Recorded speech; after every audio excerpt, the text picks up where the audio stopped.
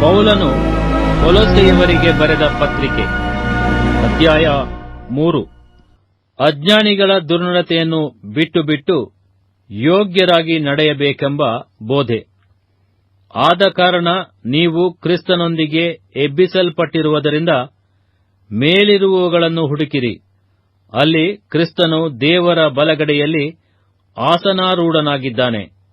ಮೇಲಿರುವಂಥವುಗಳ ಮೇಲೆ ಮನಸ್ಸಿಡಿರಿ, ಭೂಸಂಬಂಧವಾದವುಗಳ ಮೇಲೆ ಇಡಬೇಡಿರಿ.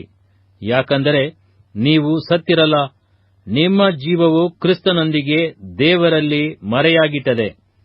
ನಮಗೆ ಜೀವವಾಗಿರುವ ಕ್ರಿಸ್ತನು ಪ್ರತ್ಯಕ್ಷನಾಗುವಾಗ ನೀವು ಸಹ ಆತನ ಜೊತೆಯಲ್ಲಿ ಪ್ರಭಾವದಿಂದ ಕೂಡಿದವರಾಗಿ ಪ್ರತ್ಯಕ್ಷರಾಗುವಿರಿ.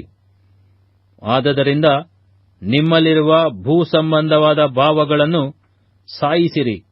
ಜಾರತ್ವ, ಬಂಡುತನ, ಕಾಮಾಭಿಲಾಷೆ, ದುರಾಶೆ, ವಿಗ್ರಹಾರಾಧನೆ, ಸಮವಾಗಿರುವ ಲೋಭ ಇವುಗಳನ್ನು ವಿಸರ್ಜಿಸಿಬಿಡಿರಿ. ಇವುಗಳ ನಿಮಿತ್ತ ದೇವರ ಕೋಪವು ಉಂಟಾಗುತ್ತದೆ. ಪೂರ್ವದಲ್ಲಿ ನೀವು ಸಹ ಈ ದುರ್ಭಾವಗಳ ಅಧೀನದಲ್ಲಿದ್ದು ಈ ಕೆಲಸಗಳನ್ನು ನಡೆಸುತ್ತಿದ್ದೀರಿ. ಈಗಲಾದರೋ ಕ್ರೋಧ, ಕೋಪ, ಮತ್ಸರ, ದೂಷಣೆ, ಬಾಯಿಂದ ಹೊರಡುವ ದುರ್ಭಾಷೆ ಇವುಗಳನ್ನು ವಿಸರ್ಜಿಸಿಬಿಡಿರಿ. ಒಬ್ಬರಿಗೊಬ್ಬರು ಸುಳ್ಳಾಡಬೇಡಿರಿ. ನೀವು ಪೂರ್ವ ಸ್ವಭಾವವನ್ನು ಅದರ ಕೃತ್ಯಗಳ ಕೂಡ ತೆಗೆದಿಟ್ಟು ನೂತನ ಸ್ವಭಾವವನ್ನು ಧರಿಸಿಕೊಂಡಿದ್ದೀರಲ್ಲವೇ? ಈ ಸ್ವಭಾವವು ಅದನ್ನು ಸೃಷ್ಟಿಸಿದಾತನ ಹೋಲಿಕೆಯ ಮೇರೆಗೆ ದಿನೇ ದಿನೇ ನೂತನವಾಗುತ್ತಾ ಪೂರ್ಣ ಜ್ಞಾನವನ್ನು ಉಂಟುಮಾಡುತ್ತದೆ. ಇದನ್ನು ಧರಿಸಿಕೊಂಡಿರುವುದರಲ್ಲಿ ಗ್ರೀಕನು ಯಹೂದ್ಯನು ಎಂಬ ಭೇದವಿಲ್ಲ.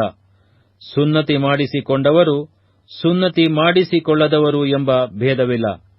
ಮ್ಲೇಚ್ಛ, ಹೂಣ ಎಂಬ ಹೆಸರುಗಳಿಲ್ಲ. ಆಳು, ಒಡೆಯ ಎಂಬ ಭೇದವಿಲ್ಲ. ಆದರೆ ಕ್ರಿಸ್ತನೇ ಸಮಸ್ತರಲ್ಲಿಯೂ ಸಮಸ್ತವೂ ಆಗಿರುವನು. ಹೀಗಿರಲಾಗಿ ನೀವು ದೇವರಿಂದ ಆರಿಸಿಕೊಂಡವರು, ಪ್ರತಿಷ್ಠಿತರೂ ಪ್ರಿಯರೂ ಆಗಿರುವುದರಿಂದ ಕನಿಕರ, ದಯೆ, ದೀನಭಾವ, ಸಾತ್ವಿಕತ್ವ, ದೀರ್ಘಶಾಂತಿ ಎಂಬ ಸದ್ಗುಣಗಳನ್ನು ಧರಿಸಿಕೊಳ್ಳಿರಿ.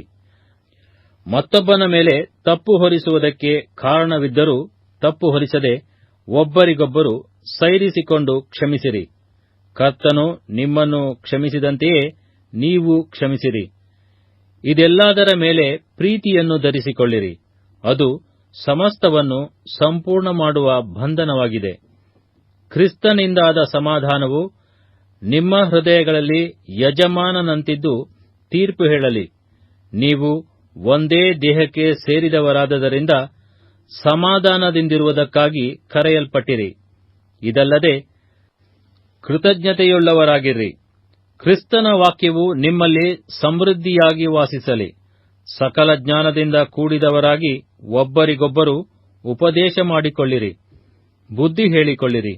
ಕರ್ತನ ಕೃಪೆಯನ್ನು ನೆನೆಸಿಕೊಳ್ಳುವವರಾಗಿ ಕೀರ್ತನೆಗಳಿಂದಲೂ ಸಂಗೀತಗಳಿಂದಲೂ ಆತ್ಮ ಸಂಬಂಧವಾದ ಹಾಡುಗಳಿಂದಲೂ ನಿಮ್ಮ ಹೃದಯಗಳಲ್ಲಿ ದೇವರಿಗೆ ಗಾನ ಮಾಡಿರಿ.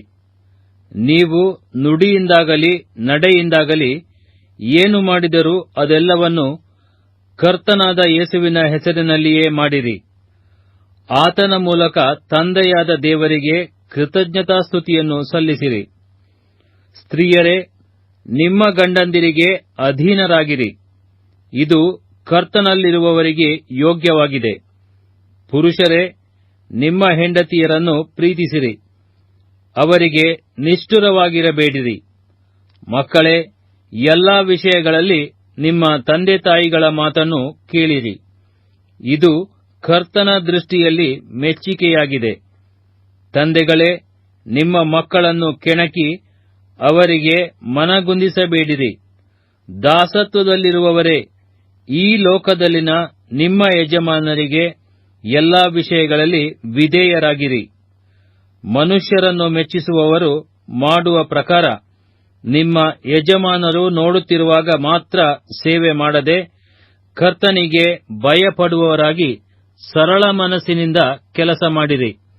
ನೀವು ಯಾವ ಕೆಲಸವನ್ನು ಮಾಡಿದರೂ ಅದನ್ನು ಮನುಷ್ಯರಿಗೋಸ್ಕರವೆಂದು ಮಾಡದೆ ಕರ್ತನಿಗೋಸ್ಕರವೇ ಎಂದು ಮನಃಪೂರ್ವಕವಾಗಿ ಮಾಡಿರಿ. ಕರ್ತನಿಂದ ಪರಲೋಕ ಬಾಧ್ಯತೆಯೆಂಬ ಪ್ರತಿಫಲವನ್ನು ಹೊಂದುವೆವೆಂದು ತಿಳಿದಿದ್ದೀರಲ್ಲ. ನೀವು ಕರ್ತನಾದ ಕ್ರಿಸ್ತನಿಗೇ ದಾಸರಾಗಿದ್ದೀರಿ. ಅನ್ಯಾಯ ಮಾಡುವವನು ತಾನು ಮಾಡಿದ ಅನ್ಯಾಯಕ್ಕೆ ತಕ್ಕ ಪ್ರತಿಫಲವನ್ನು ಹೊಂದುವನಷ್ಟೇ, ಪಕ್ಷಪಾತವಿರುವುದಿಲ್ಲ.